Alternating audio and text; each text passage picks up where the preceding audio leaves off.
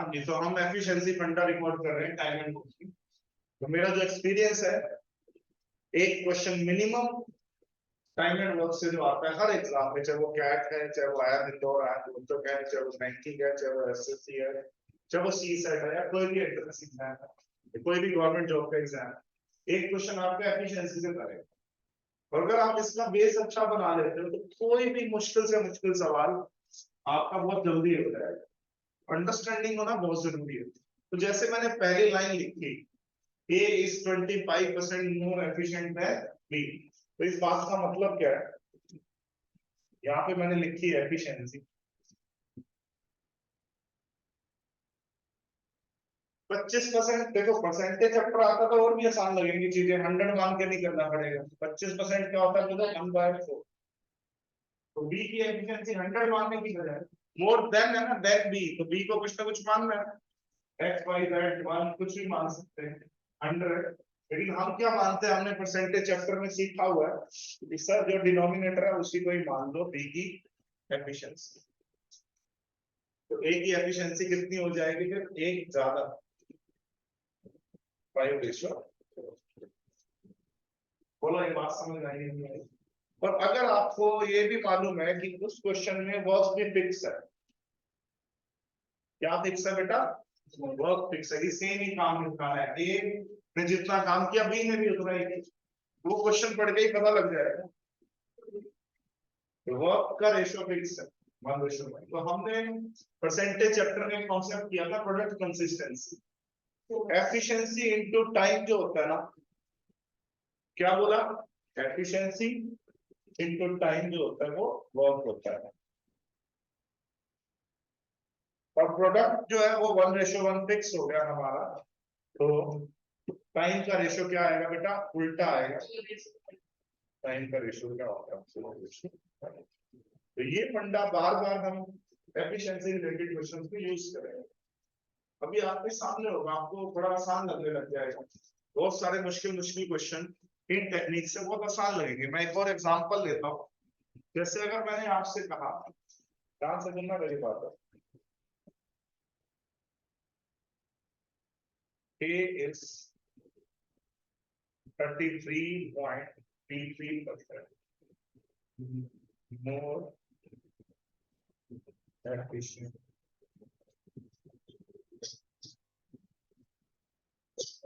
than B। A जो है वो B से 33.33% ज्यादा है, एफिशिएंसी की बात हुई है। तो एफिशिएंसी का रेशियो लिख लूंगा। बोलो, बताओ। अगर मुझे परसेंटेज चैप्टर आता है तो सोचने की भी जरूरत नहीं है, ये 1/3 है, मोर देन बी लिखा हुआ है, तो बी की एफिशिएंसी जानबूझ के 3 मान लूंगा। ए की कितनी हो जाएगी? एक ज्यादा। ठीक है, अब मैं आगे भी क्वेश्चन देता, सुनना मेरी बात। A complete the work in 12 days। क्या बोला? A complete the work in 12 days। B can complete the work in how many days? ठीक है, ए बार कितने दिन में करता है बेटा? 12 दिन में करता है। तो बी कितने दिन में करेगा? देखिए, ए 12 दिन में करता, तो या तो ऐसे करो, ए की एफिशिएंसी कितनी पता लग चुकी है? रोज का 4, तो 12 दिन में कितना काम करेगा? 12 चौक 48। ये 4:3 से तो मुझे ये पता लगा, अगर ए रोज का 4 करता है तो बी रोज का 3 यूनिट वर्क करता है। तो मुझे पता है ए ने उस काम को 12 दिन में निपटाया, तो टोटल काम कितना पता लग गया। वर्क जो होता है एफिशिएंसी इनटू टाइम। तो B can complete the same work in how many days? तो सेम वर्क मतलब 48 यूनिट ही निपटा। तो बी की क्षमता कितनी है रोज का? काम है 48, तो 48/3 कितने डेज लग गए बोलो? 16 डेज। ठीक है, बोलो आया समझ? तो इस क्वेश्चन का आंसर जो रहेगा कि बी उस काम को कितने दिन में करता है? 16 दिन। एक तरीका ये है सोचने का, ये ज्यादा बेस्ट है कि आप वर्क निकाल के करो, क्योंकि जब बड़े बड़े क्वेश्चंस आएंगे मुश्किल मुश्किल, तो एफिशिएंसी इनटू टाइम से पहले क्या निकाल लेना, फिर जिसका भी निकालना बड़ा इजीली हो जाएगा। लेकिन आप में से एक बच्चा ये भी सोच रहा होगा, सर आप इसको ऐसे भी कर सकते हो। वो गलत नहीं है, वो बच्चा बिल्कुल ठीक है, लेकिन मेरा जो पॉइंट ऑफ व्यू है वो लंबे लंबे क्वेश्चंस को आसान बनाना, छोटे छोटे क्वेश्चन तो दोनों मेथड से ही हो जाएंगे। देखो सर, वर्क अगर फिक्स है तो एफिशिएंसी का रेशियो 4:3 है, तो टाइम का रेशियो क्या होगा? शाबाश बोलो, क्या टाइम का आया रेशियो। ए को एक्चुअल में कितना टाइम लग रहा है? पढ़ो, 12 दिन। 3 की वैल्यू 12, 3 चौक 12, 3 यूनिट रेशियो में लग रहा है, एक्चुअल में तो 12 दिन लग रहे हैं। 3 चौक 12, तो 4 चौक 16 दिन बी के आ रहा। तो मैंने ऐसे क्यों नहीं करवाया पहले इस टास्क पे? मैंने टोटल वर्क क्यों नहीं? मैंने इसलिए वैसे करवाया क्योंकि जब मुश्किल क्वेश्चन आएंगे बड़े बड़े, उसमें टोटल वर्क निकालने से ऐसे क्वेश्चंस क्या हो जाएंगे? ज्यादा इजी। समझ गए? तो पहले तो एफिशिएंसी का रेशियो 4:3 कैसे आया बताओ? कैसे आया?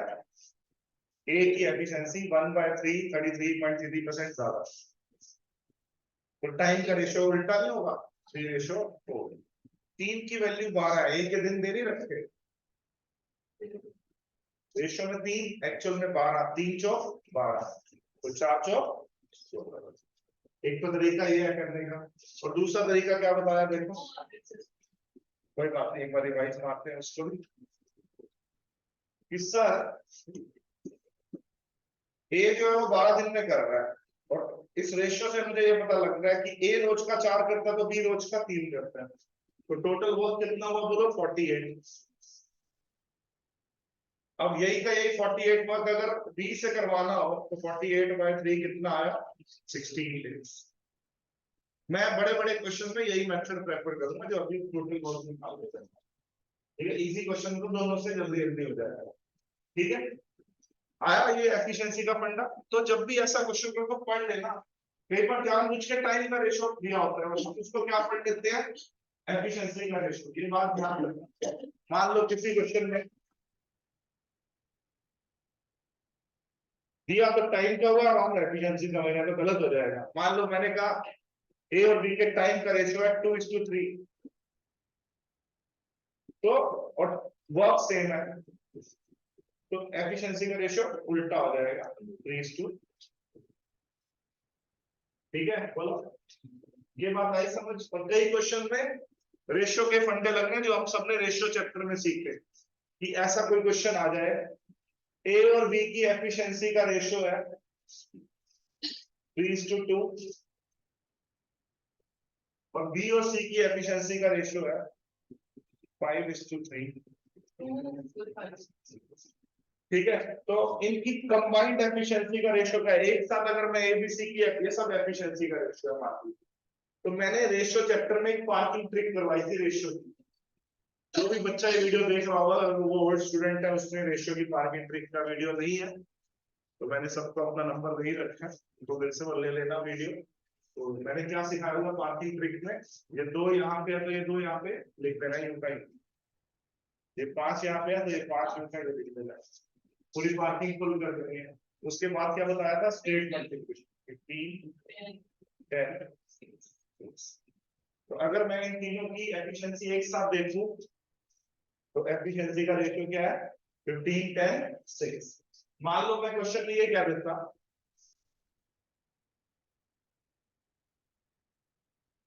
ए कैन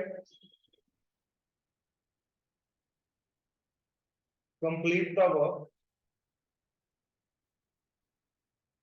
इन 62 डेज।